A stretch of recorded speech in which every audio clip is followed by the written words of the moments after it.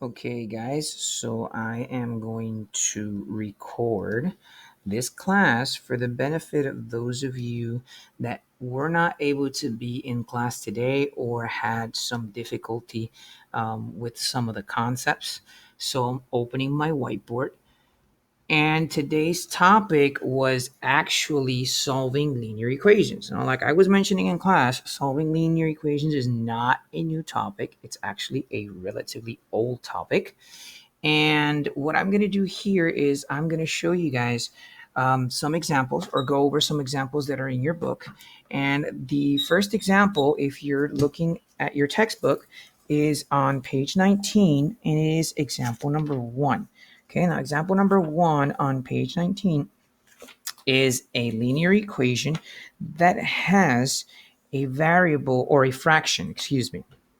So I'm actually going to go ahead and write the equation and we'll go over it and answer it as best as we can. Okay, so hopefully you guys will be able to work with this. So I have the equation says 4 over 5x. Okay, and then you're gonna have to have a little bit of patience with me and bear with me a little bit.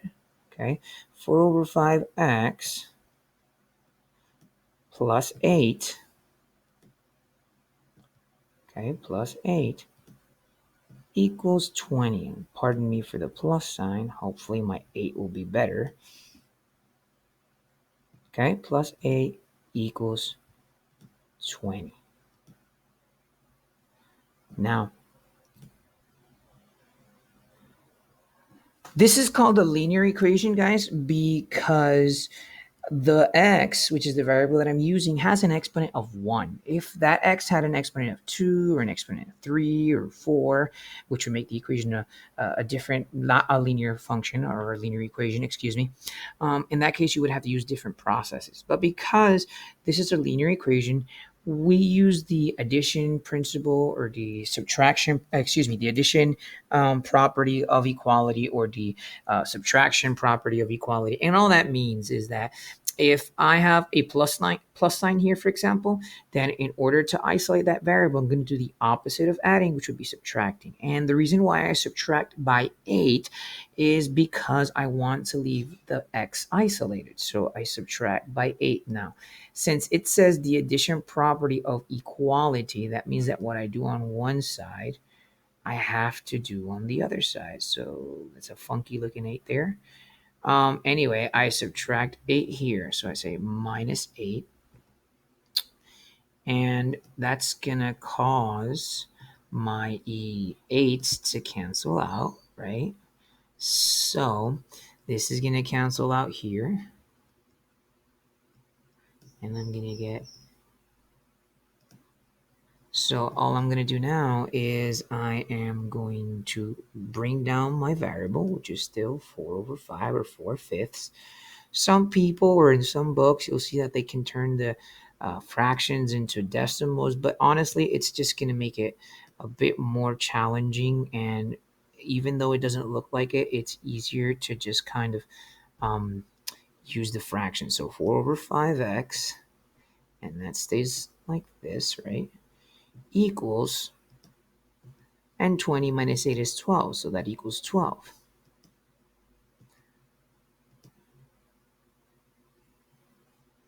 So what I'm going to do now is I'm actually going to, well, first of all, I'm going to move this bar down here. I'm actually going to flip this over. Now, whenever you have a multiplication problem here, right? It's basically asking me 4/5 times whatever number x is going to equal 12. So as you all know, whenever I have a multiplication, whenever I'm working with linear equations and I have a multiplication, I'm going to divide. Now, a lot of you get confused, and it's very normal on how to divide fractions. All you're going to do when you're dividing fractions is you're going to flip it upside down, okay? So you're going to turn this over, and you're going to flip it upside down and write the reciprocal. Okay, flipping it upside down is also referred to as writing the reciprocal, which means I'm going to take the 4/5, and I'm now going to write it as 5 over 4. Now remember, all the principles, be it multiplication, be it addition, or subtraction or division, refer to equality and or say adding property of equality. And again, equality means that whatever you do on one side, you're going to do on the other. So on this side, I'm going to rewrite this as 5 over 4. Okay, and I'm going to multiply. And of course, I didn't write my parentheses, and I'll do that in a minute. Just kind of playing with this a little bit.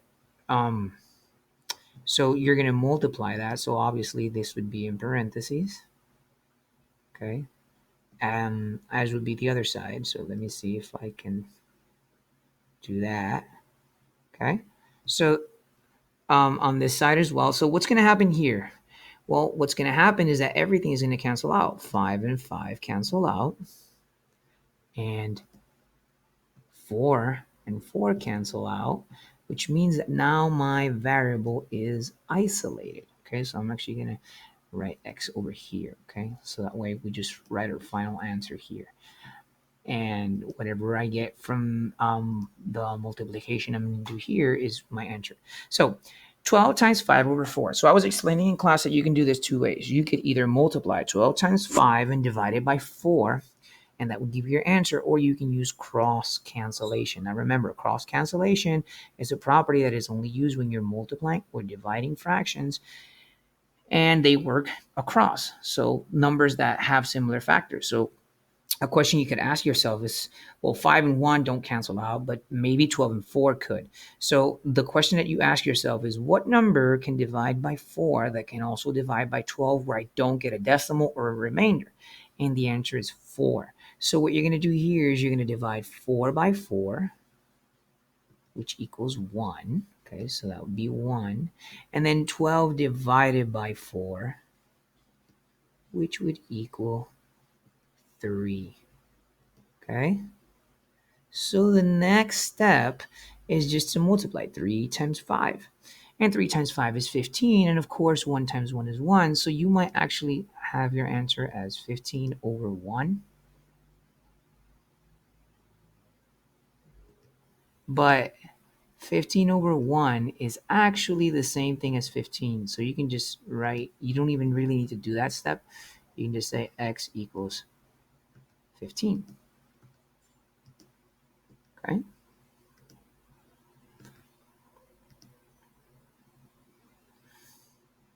And that's how you do it. Now you could check your answer, of course.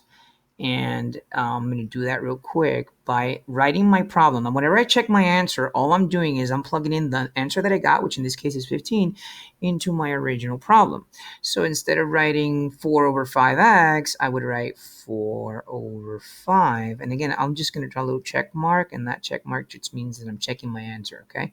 So 4 over 5. But instead of writing 4 over 5x, I'm going to write times 15, because we found out, or we know for now, for the time being, that the value of x is 15. Now all we're going to do is we're going to verify if that's true, and this is just kind of reviewing a little bit of the last class. Plus 8, of course. Hopefully the 8 will look a little bit better now. Equals 20. Equals 20. Okay. Now I'm only going to do the check here. I'm not going to do it for the other examples, but basically, the check is pretty much the same, although I say that I'll probably do it for one more. Anyway, guys, so what you're going to do now is you're going to multiply 4 times 15 divided by 5, or I can once again use cross-canceling. How do you use cross-canceling? Well, you write 15 as a fraction over 1, and then you're going to look at the 15 here, and you're going to look at the 5 here, and think of a possible number that divides by 15 that also divides by 5. And of course, the answer is 5, right? So 5 divided by 5 is going to be 1. And 15 divided by 5 is going to be 3, okay? And then all I do after that is just multiply. 4 times 3, which is 12. And then 1 times 1, which is 1. And 12 divided by 1 is 12. So that would be 12 plus 8.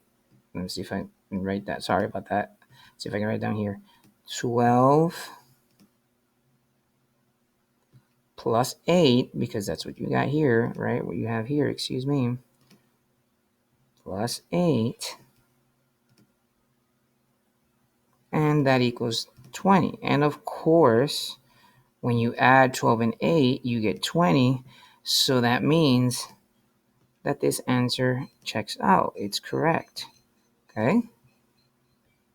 So that's the first example. All right?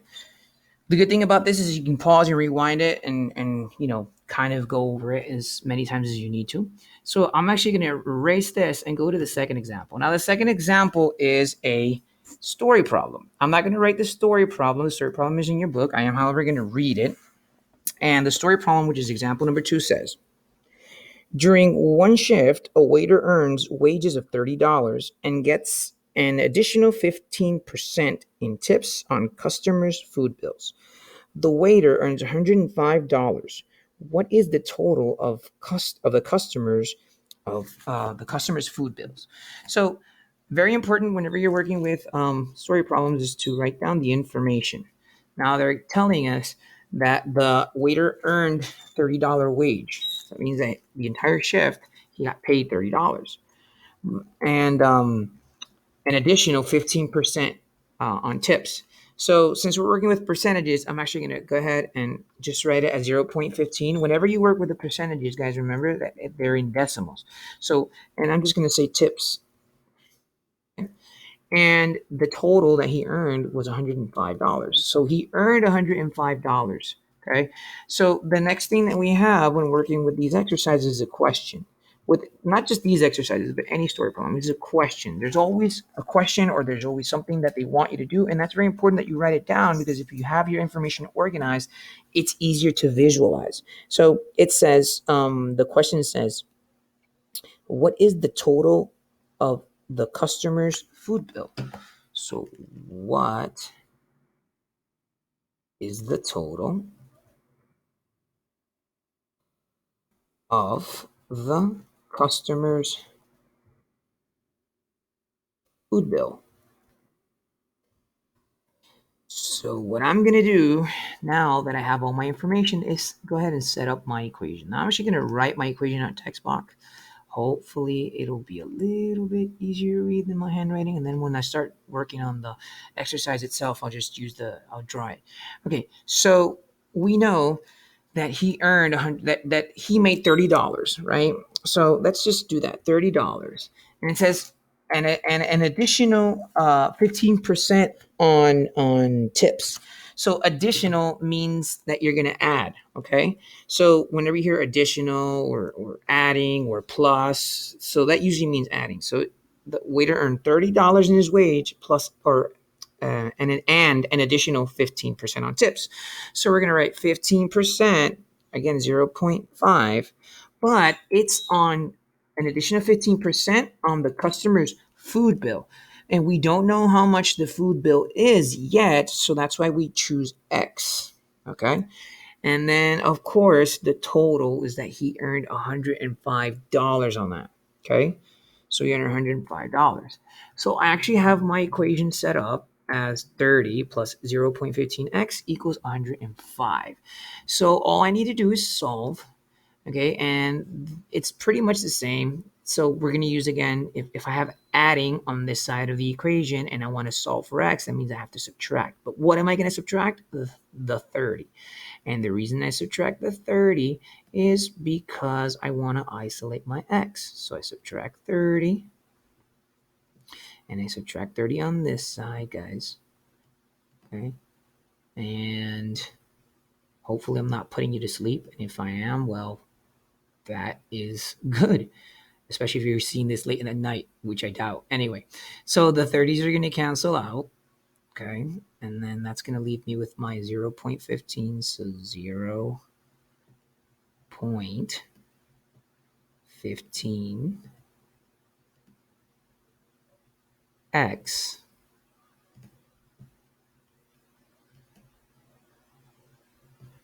see if I can do that better. If not, just visualize an x, okay? And of course, equals 105 minus 30 is 75. So I'm actually going to write 75. Now, what I'm going to do is I need to isolate the x. So I have to, again, this is a multiplication. It's saying 0.15 times whatever x equals is 75. So what you're actually going to do is just divide by 0.15 on both sides, and you're going to get the value of x. Now I'm not going to, right, due to the limit that I have in time, I'm not really going to do the process, but you can divide. And remember that whenever you divide um, number by a decimal, you have to use the rules that apply to that. Okay. So anyway, that would be, I'm going to divide that by 0.15. And excuse me for a second. And if you divide 0.15 by 75, the answer that you're going to get, of course, this cancels out. Always remember to cancel out. Okay. This cancels out here along with this. And x, which is what I'm looking for, is going to equal 500. Okay, so apparently the food bill for all the customers, apparently was a really big table, was $500. And so x equals 500. Okay, so that's example number 2. Again, if you want to check your answer, all you do is just plug in the 500 into the original problem. You can pause and rewind this section if you have any questions with the story problem. I'm actually going to go ahead and delete this and then go into example number 3. So example number 3 is actually solving equations when you have two variables. Now, example number 3, which is also on page 19 of your books, says 7p plus 13, 7p plus 13 equals 9p minus 5. All right. Now, because you have variables on both sides, well, you can solve this equation pretty much the same way, using the same principles for linear equations. Now, when this would differ is if the variables were different, in which case you'd probably have to do some sort of solve for a variable and plug them in, or use a system of equation, which, like I mentioned in class, we'll see a little bit later on. But for the time being, when the variables are the same and they're linear, one of the things that you really want to make sure is that you keep your variables positive. Now, technically, I can start with my variables. I can switch around the 7p and the 9p, or I can switch around the 11 and the 13, excuse me, and the 5. Um, and regardless, I'm going to get the same answer. I always like to keep my answers positive, so I'm actually going to just subtract 7p, because technically the 7p is positive, right? So that's actually 7p.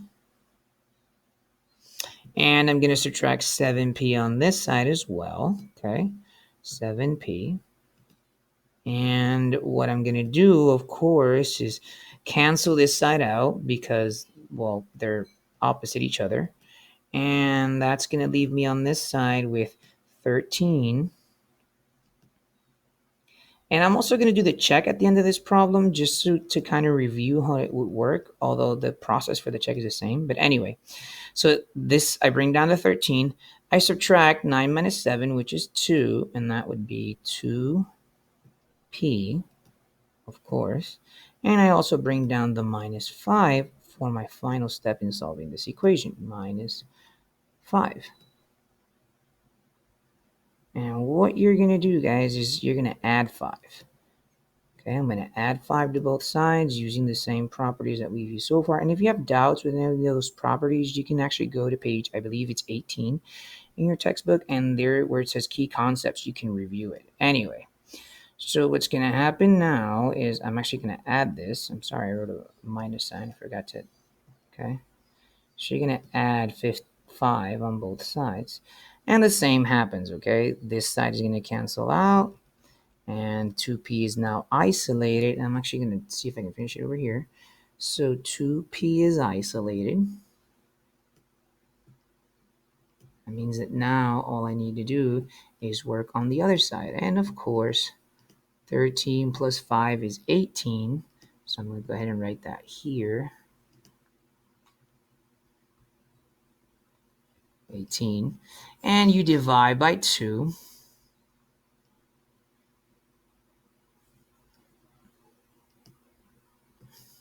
And 18 divided by 2.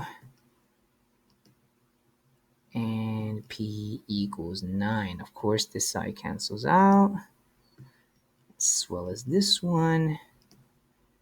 And P equals 9. And that's pretty much how you solve example number 3. Now, I'm going to go ahead and check my problem, and I'm actually going to delete this and just go straight into the problem. So let's see if I can, actually I think I can do it down here. So instead of writing 7p plus 13, I'm actually going to say 7 times 9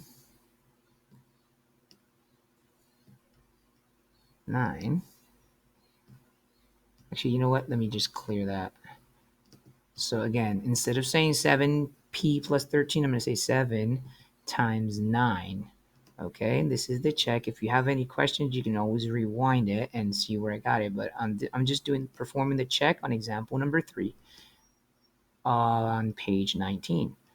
And this is plus 13. So again, instead of writing 7p times 9 plus 13, I wrote 7 times 9 plus 13. And I'm going to do the same thing on the other side. So on the other side, instead of writing 2p minus 5, I write, or excuse me, instead of writing 9p minus 5, I write 9 times 9 minus 5.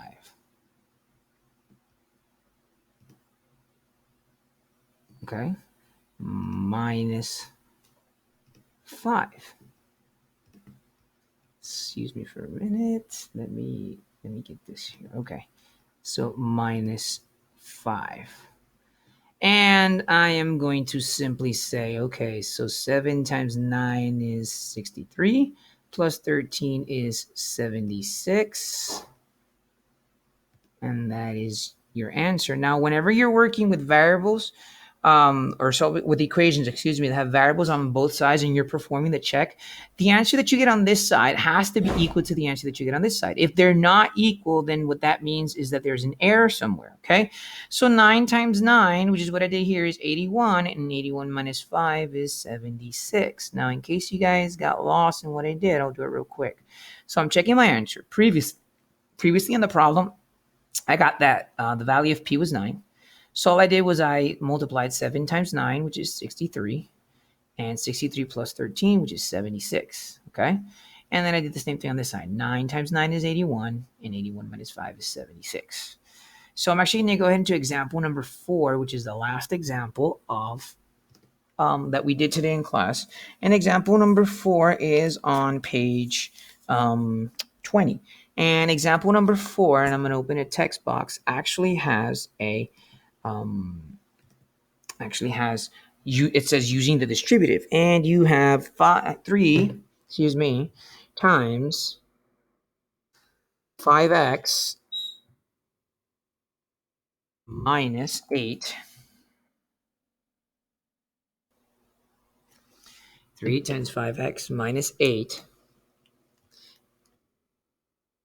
equals negative 2 times negative x minus 7, and that minus 12x.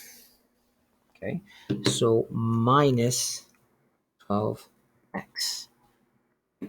So this would be our problem, and this is example number 4 on page 20.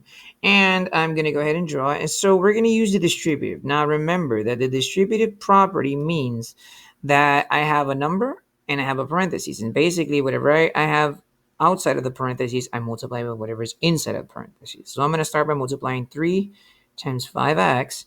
And 3 times 5x is 15x. So 15 x. Okay. And 3 times 8 is 24, so minus 24. And negative 2 times x, or negative x, excuse me, is going to be positive 2x, because when you multiply two negatives, you get a positive. And then you're going to multiply negative 2.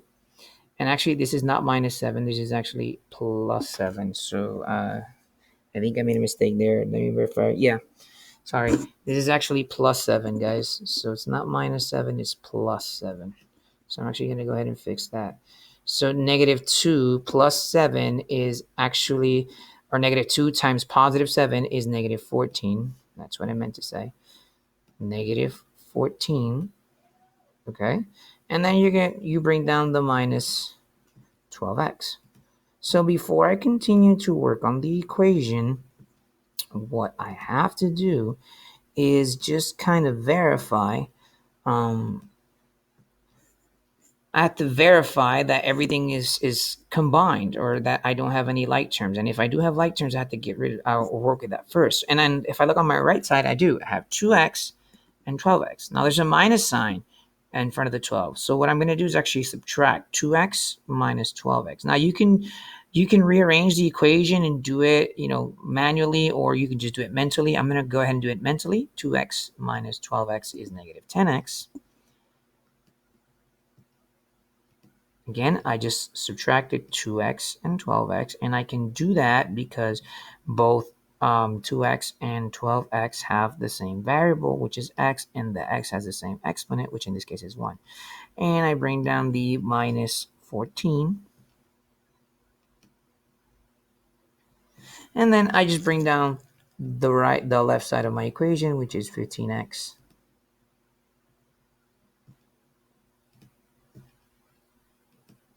And the 24. So minus 24. So what you're going to do now is combine like terms. And again, in my case, I always like to keep them positive. So what I'm going to do is actually move the negative 10x. See how there's a negative sign here? I'm going to actually add that, so that way I can keep my variables positive. You always want to make sure that your variables are positive, okay? Because it just makes the process easier. It's not like it has to be. If you started with, let's say, moving the 14 around, that's fine. But I always like to keep my variables positive. So 15x plus 10x is what I'm going to do here. And that's going to be 25x. Okay, 25x.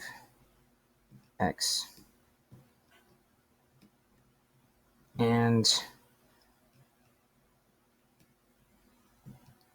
I am going to actually do the same thing on, I cancel the 10x here. And now what I want to do is I want to add 24. Again, why? Because if I add 24 and I combine it with the 14, it's actually going to give me a positive number, which is what I want. It's not that if you get a negative number, it's wrong. It's just that it's just easier. Okay, I can't stress that fact enough. Okay, so 24. And what you're going to do is you're going to cancel this out right here. Okay, and you're going to say equals. And negative 14 plus 24 is actually positive 10. So that'd be 25x equals 10. So what I'm going to do now is just divide by 25 on both sides.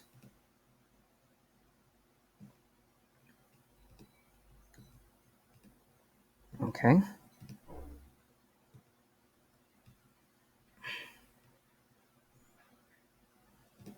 I'm going to divide by 25 on both sides.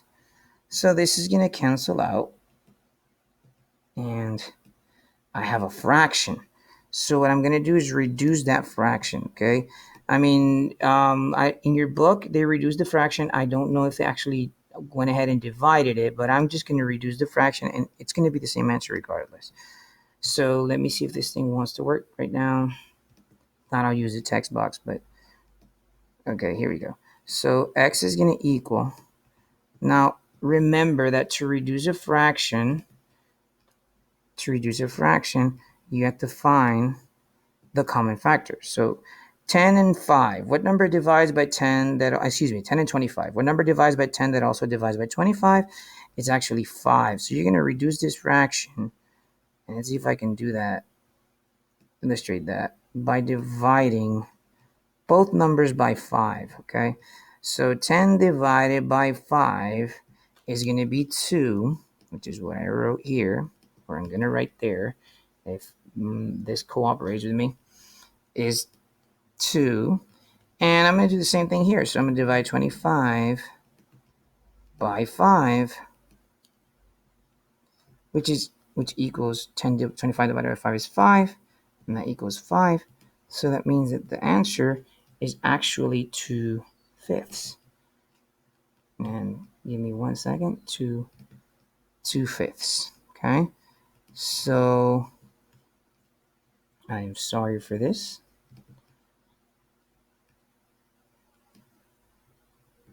Okay, try it again. Persistence is the key. 20.